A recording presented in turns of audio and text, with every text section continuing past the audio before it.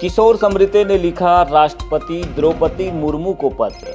पत्र में आरएसएस के शताब्दी वर्ष में जारी सिक्के पर जताई आपत्ति। अभी प्रधानमंत्री ने दशहरे के दिन आरएसएस के लिए 100 रुपये का सिक्का जारी किया, जिसमें भारत माता के ऊपर झंडा नहीं है। भारत माता के हाथ में तिरंगा नहीं होने पर उठाए सवाल। प्रधानमंत्री नरेंद्र मोदी पर संवैधानिक राष्ट्र की अवहेलना का लगाया आरोप। अब सवाल ये उठता है कि जो आदमी संविधान की शपथ लिया है, जिस आदमी की गाड़ी में झंडा लगता है, वो ऐसे संगठन को प्रमोट कर रहा है जो इस देश के संविधान का सम्मान नहीं करता, तिरंगे का सम्मान नहीं करता। जो संगठन संविधान और तिरंगे को नहीं मानता, ऐसे संगठन को प्रधानमंत्री के द्वारा प्रमोट करना पद और अधिकारों का दुरुपयोग। प्रधानमंत्री जी को इस बात को ध्यान में रखना चाहिए। आप बचपन में आरएसएस के रहे हो उससे नहीं मतलब है, लेकिन देश में जो हमारा संवैधानिक व्यवस्था है आपको उसका पालन करना पड़ेगा।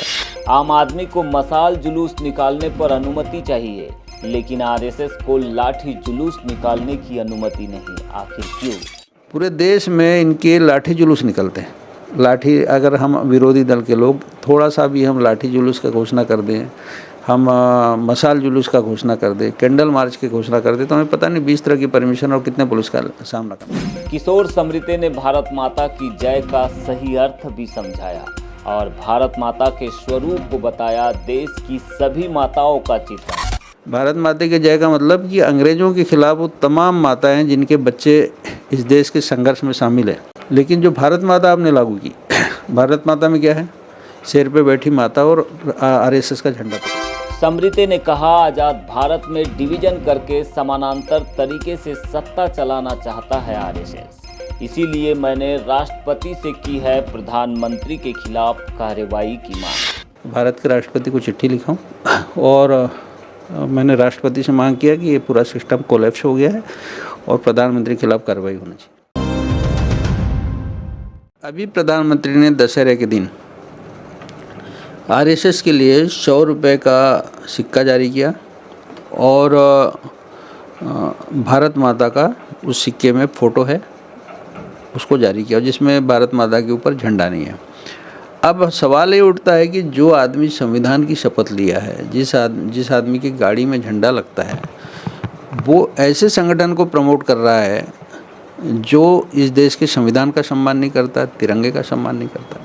ये कितनी भयंकर बात छोटी सी है, लेकिन ये पद और अधिकारों का दुरुपयोग कि जो आदमी इस देश में संविधान का शपथ लेके और अपने वाहन में राष्ट्र तिरंगा लगाए बिना नहीं चल सकता, वो ऐसे संगठन का प्रमोट कर रहा है जो इस देश के तिरंगे का विरोध करता है, इस देश के संविधान का विरोध करता है।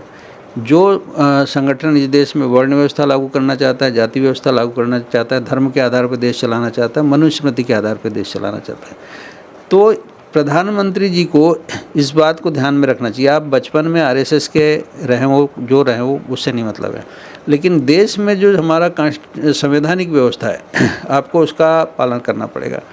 जिस देश में आरएसएस के ऊपर 47 में बैन लगा, आरएसएस का एक आदमी अंग्रेज़ों के खिलाफ लड़ा नहीं। एक आदमी इनका लड़ा, जो वीर सावरकर, जो लास्ट में अंग्रेज़ों से माफ़ी मांग के आ गया। एक आदमी जेल में गया इनका सिर्फ, और वो पता नहीं उनका था भी या नहीं था, ये तो उसको अपना आदमी बताते हैं। दूसरी बात, इनके संगठन में इस देश में आज तक इनने अपना रजिस्ट्रेशन नहीं कराया।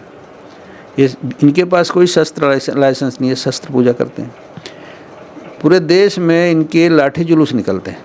लाठी, अगर हम विरोधी दल के लोग थोड़ा सा भी हम लाठी जुलूस का घोषणा कर दें, हम मशाल जुलूस का घोषणा कर दें, कैंडल मार्च की घोषणा कर दें, तो हमें पता नहीं 20 तरह की परमिशन और कितने पुलिस का सामना करना पड़ता है। लेकिन इनके साथ, इनके संगठन में अब तो सरकारी अधिकारी कर्मचारी भी जाने लगे और इनका लाठी जुलूस निकलता है। दूसरा, ये संगठन इस देश में बाबरी विध्वंस करवाया। बाबरी विध्वंस में लाखों लोग मारे गए। इसके साथ में गोधरा कांड भी हुआ, पूरी दुनिया में बड़े दंगे भी। ये 47 में संगठन बैन हुआ, 47 के बाद में 75, 77, 2.5 साल बैन रहा।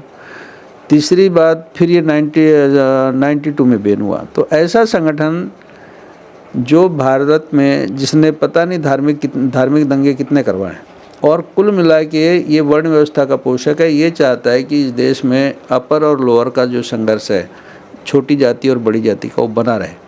ऐसे ऑर्गेनाइजेशन को अगर इस देश का प्रधानमंत्री उसको प्रमोट करता है तो प्रधानमंत्री का ये मामला पद और चूंकि जानबूझ के कर रहा है इसलिए पद और अधिकारियों का दुरुपयोग है, कॉन्स्टिट्यूशन का वायलेशन है। और ये घटना छोटी सी नहीं है, इसमें प्रधानमंत्री जी को जवाब देना पड़ेगा, उनको बर्खास्त होने की बात है। क्योंकि जिस सिक्के को आपने लागू किया उसमें एक तरफ तो 3 शेर हैं भारत के, लेकिन जो भारत माता आपने लागू की भारत माता में क्या है?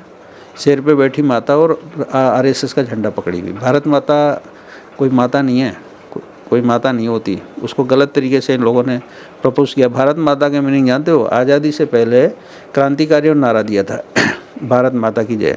भारत माता की जय का मतलब कि अंग्रेज़ों के खिलाफ वो तमाम माताएं जिनके बच्चे इस देश के संघर्ष में शामिल हैं, वो सारी माताओं की जय है।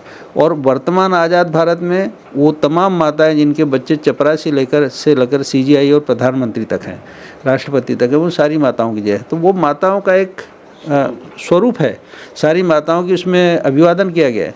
आरएसएस उसको क्या बता रहा है? शेर पे बैठी हुई माता। इसी बात को लेके उस भारत माता का जय क्यों नहीं बोलते मुसलमान भी इसलिए कि वो ईश्वर के अलावा किसी को नहीं मानते, उनको लगता है कि हिंदुओं की माता है। तो भारत माता को लेके जो कंट्रोवर्सी, और वो इसी भारत माता वंदे मातरम का आज़ाद भारत में डिवीजन करके ये संगठन राज करना चाहता है। ये संगठन इस देश में अपने तरीके की अपनी समानांतर सत्ता चलाना चाहता है। तो ऐसे संगठन को प्रमोट करना भारत के प्रधानमंत्री के लिए ठीक नहीं है और उनको त्यागपत्र देना चाहिए। और मेरा राष्ट्रपति से है कि इस तरह की ये तो अनैतिक गतिविधि, अगर हम जरा सा भी इलाका वायलेशन कर लेंगे हमें पुलिस बंद कर देगी, लेकिन भारत का प्रधानमंत्री इलाका वायलेशन कर रहा है, पूरा का पूरा सिस्टम चुप है। तो मेरा कहना है, मैंने इसलिए भारत के राष्ट्रपति को चिट्ठी लिखा हूँ और मैंने राष्ट्रपति से मांग किया कि ये पूरा सिस्टम कोलैप्स हो गया है और प्रधानमंत्री के खिलाफ कार्रवाई होनी चाहिए।